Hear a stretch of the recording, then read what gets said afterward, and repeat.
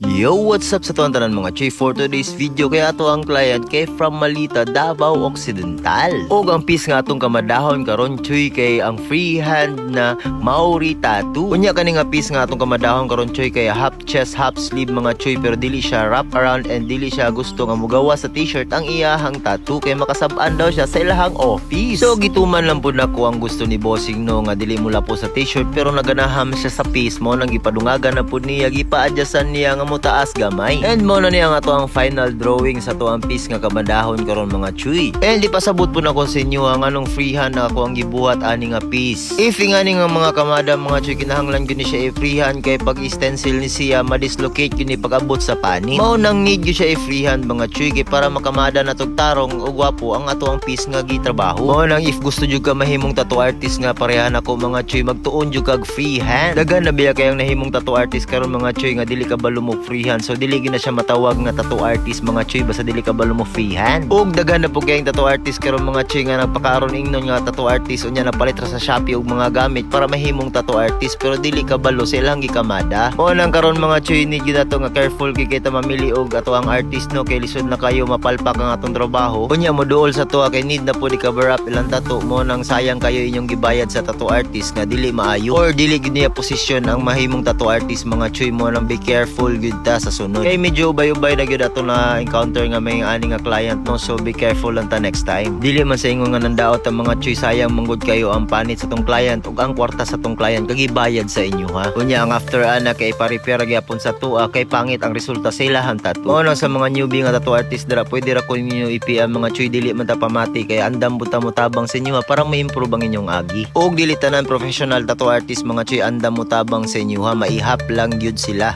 or maihap lang mi. Kaya kung sa kuha lang mga Choy, wala may mawala sa tuwa og dili man ta malampasan sa uban. Kaya ang kani nga forte mga Choy, dili gini basta-basta makawat. Ug kung naaman tay natudloan nga nahimong professional artist mga Choy, bless ka na sa tuwa mga Choy kay nagtudlo ta sila nga ni maayo gyud sila og naningkamot gyud sila nga mahimo silang professional tattoo artist. Og sa dili pa mahuman ang ato ang video, ato nang i-shoutout ang ato mga solid na followers. So shoutout si Muhadra Mike og shoutout pod kanimo Eric Michael Montoya og shoutout pod sa imuha dira Aaron Kyle Pagaduan og shoutout po kanimo Bossing Buyan Ralph Paras. Ug wala na ako na videohan ang ato ang chest part mga Choy no, nya mao na ni ang final result sa tong gikamada nga Maori tattoo. So sa mga gusto magpa-booking sa to mga Choy, i-PM lang ko ninyo through sa ko ang page ang John Rudy's Tattoo ug ang ko personal account ang John Rudy's, o pwede po ninyo ma-PM sa amo ang page ang Ink Digger Tattoo and located lang sa Rizal Street, Davao City.